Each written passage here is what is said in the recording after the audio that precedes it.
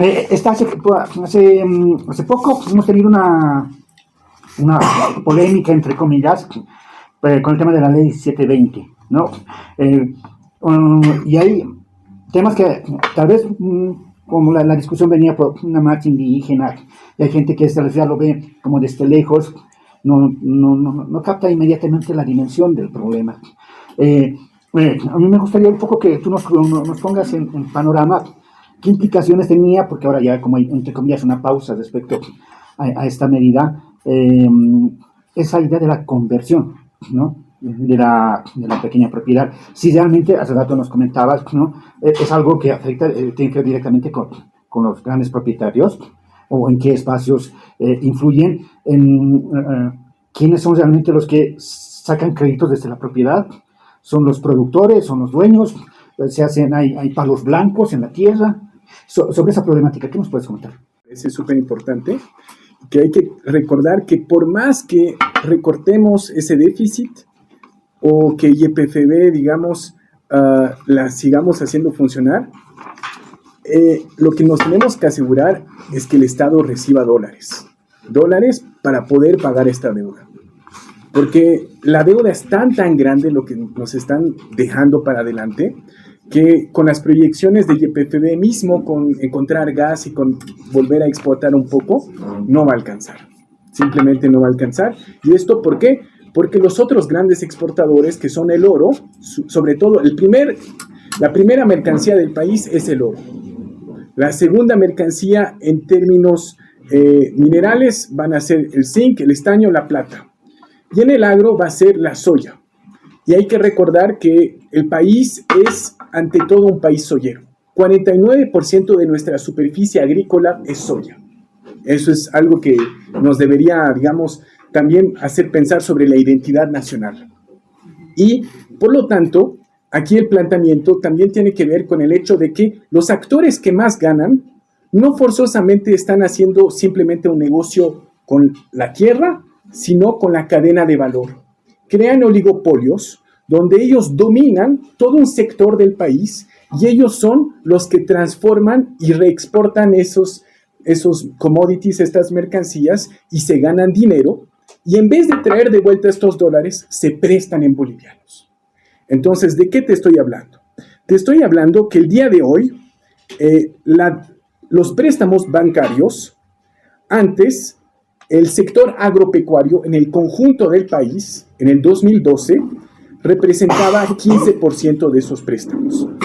2025, la cartera de préstamos del país se ha multiplicado por 4. Es gigante.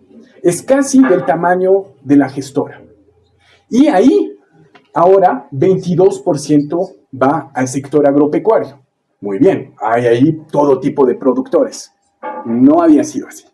Cerca del 79% de esos créditos van a 3 tipos de mercancías: soya, girasol y otras oleaginosas, ganadería y caña de azúcar. Y dentro de cada uno de estos rubros está altamente concentrado. Te digo que en el caso de la soya, que es el principal que se presta, pues la mitad de esos préstamos, o el 60%, están concentrados en 8 grandes empresas. Incluso te puedo dar los nombres de esas 8 grandes empresas, son datos públicos. En total, 22 grandes empresas se concentran la mayor parte de los créditos agropecuarios del país. Y fuera de estas 3 mercancías, si tú quisieras pedir préstamos, por más que seas pequeño productor y que lo conviertas a mediano, como te dicen, y dices: yo soy productor de tomate, quisiera conseguir un préstamo. No, a ver, muéstrame cuánto has facturado en los años anteriores, muéstrame tus Excels, cuál es tu proyección. Es tomate, te cuento que tomate nosotros no prestamos. Y horticultura tampoco prestamos. Es la gran limitante. El cuello de botella nunca fue el colateral financiero. ¿Por qué te digo esto? En los años 70, durante la dictadura de Banzer, sacó un decreto supremo donde la pequeña propiedad podía ser usada como colateral financiero. Hoy día estamos volviendo a una medida similar a la que Banzer tomó durante la dictadura y que no dio acceso a la pequeña producción a los créditos. ¿Por qué nos tendría que preocupar entonces la pequeña propiedad y lo que está pasando? Pues, reitero, en el país tenemos cerca de 1,5 millones de propiedades. 1,4 son pequeñas propiedades. Y ellas tan solo abarcan 10 millones de hectáreas. Tan solo. Bueno, ¿por qué? Porque los otros rubros comunitarios, TCOs, empresariales, medianos, abarcan superficies bastante importantes también. La gran diferencia es que el día de hoy nos alimentamos ¿de qué forma? Un tercio viene del contrabando, Perú, Argentina, Brasil, incluso del otro lado, hacia la frontera en Brasil, y de la parte que se produce en Bolivia, pues el 80% está producido por la agricultura familiar. ¿Por qué? Porque tenemos cerca de 800,000 unidades agropecuarias en el país que producen alimentos para ellas y que producen alimentos para el resto del país. Y las grandes empresas se dedican exclusivamente a mercancías que son altamente comercializables y ni siquiera les interesa, por ejemplo, producir alimentos tan básicos como el trigo. Por eso hemos estado importando todos estos años trigo, por ejemplo. Y por lo tanto, nos tiene que preocupar porque en una estructura donde estás en crisis económica, donde hay una crisis climática y donde hay pérdidas, por lo tanto, agropecuarias fluctuantes, pues te encuentras con que es el peor momento para ir a pedir un préstamo.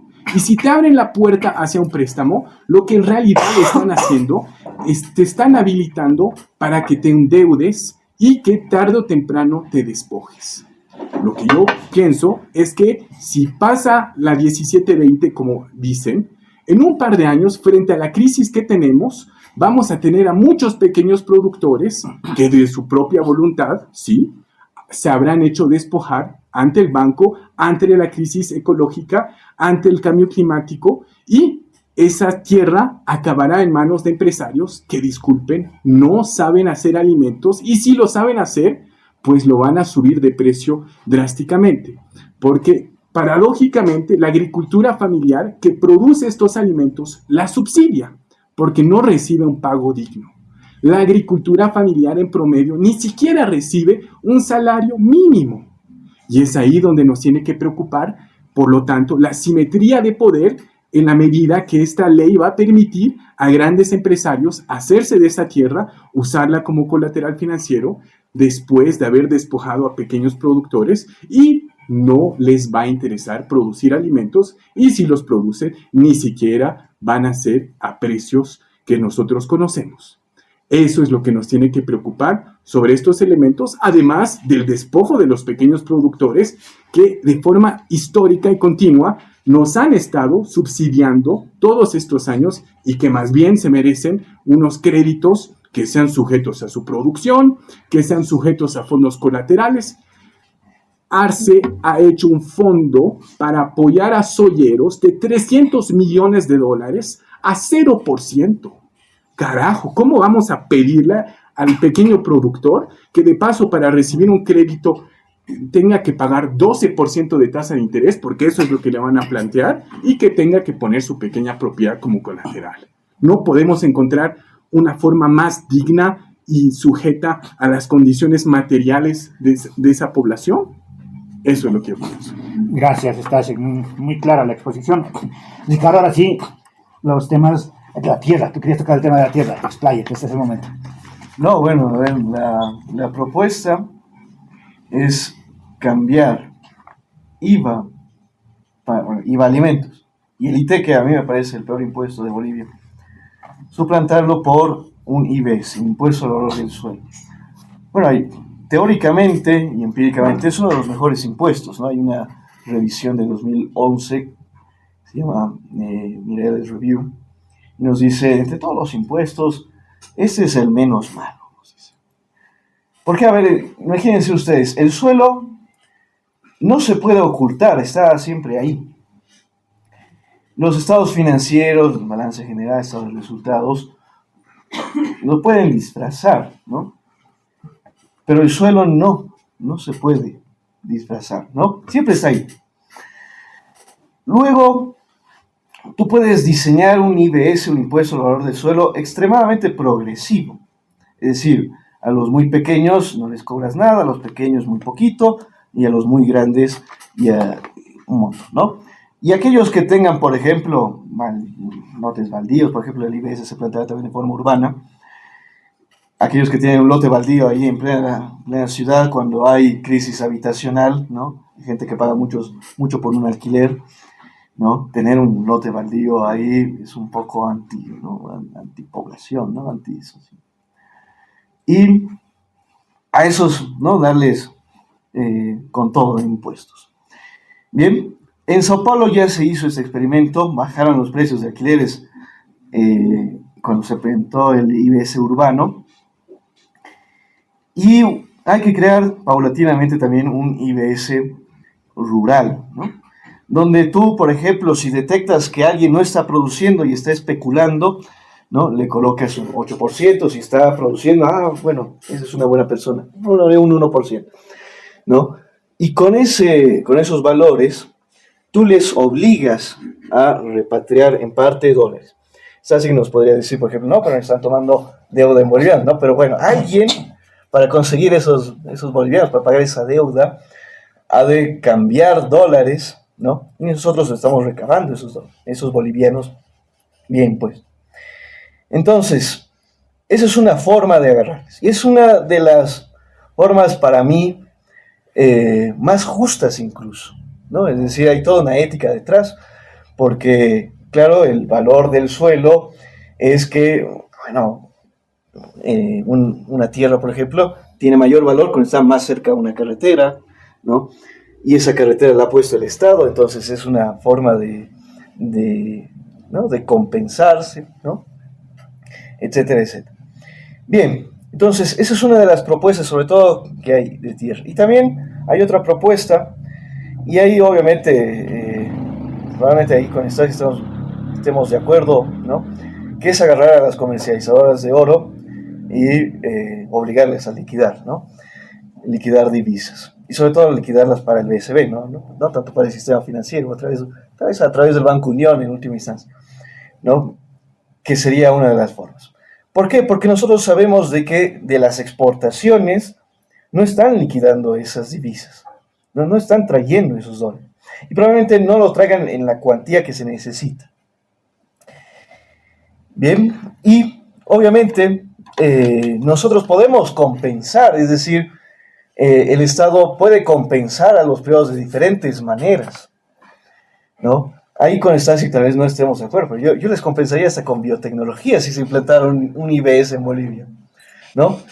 Yo les compensaría con diferentes formas, porque claro, les estoy agarrando muy fuertemente y probablemente hasta te quieran volcar, ¿no?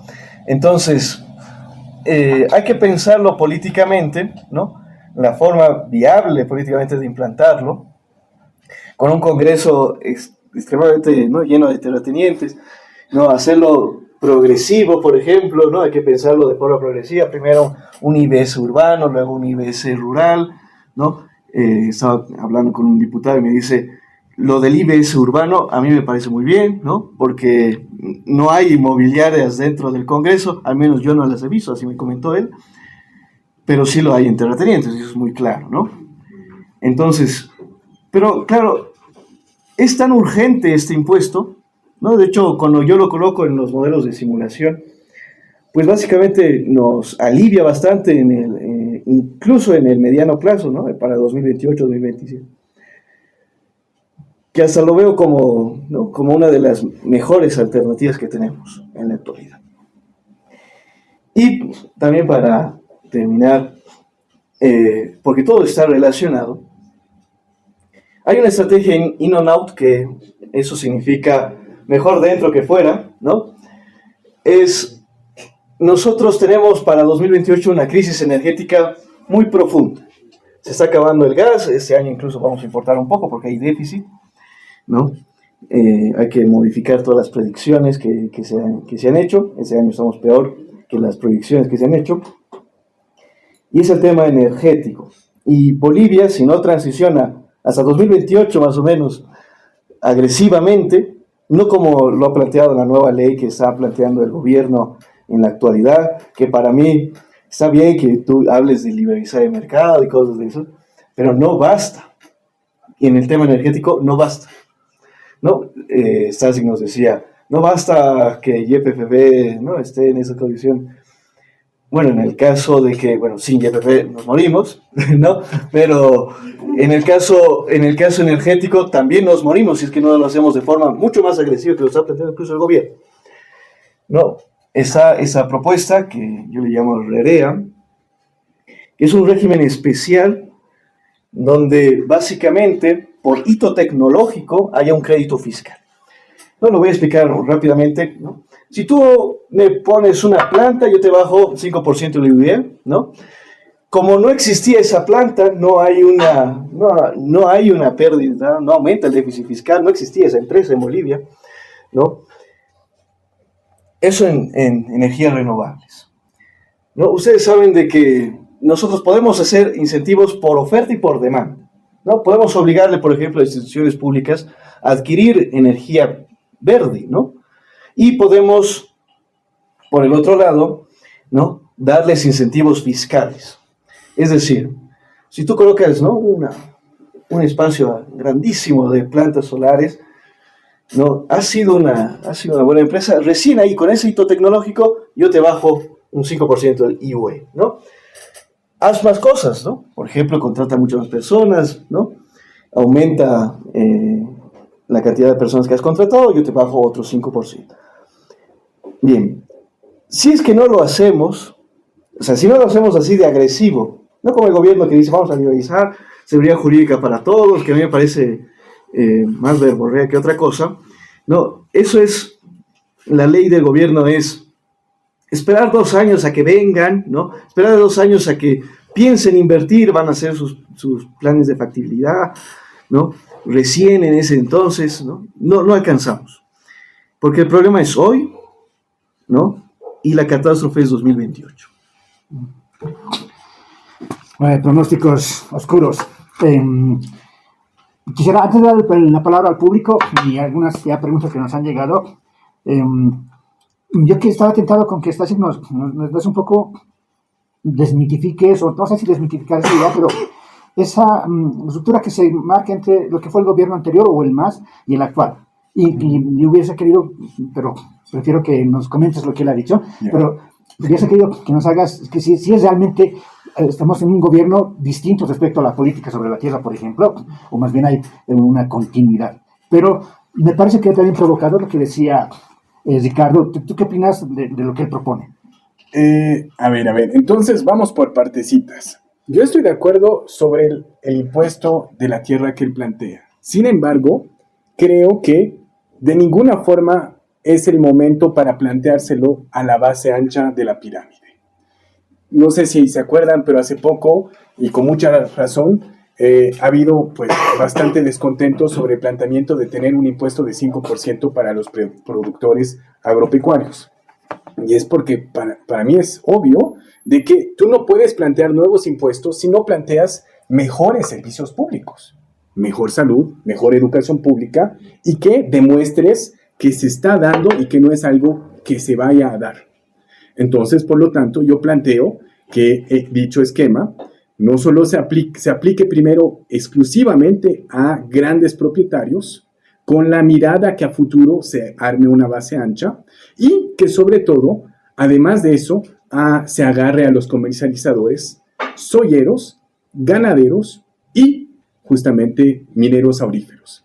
Porque aquí tenemos un problema mucho más difícil de lo que pensamos, en el sentido que si bien el oro es la mercancía número 1 del país, hay que recordar que en el 2022 exportamos cerca de 3,000 millones de dólares. Hoy estamos apenas cerca del 1,000 millones. ¿Qué ha pasado? Los precios han aumentado. No es que hemos dejado de exportar o que hemos exportado menos, sino que ha aumentado masivamente el contrabando. Y ese contrabando en semejante volumen no son pues personitas con una pequeña mochila que pasan las fronteras hacia Perú, Brasil. Son esas mismas grandes empresas que en su reporte de papel dicen, aquí estoy sacando 20 kilos. Y en realidad hay 40 kilos.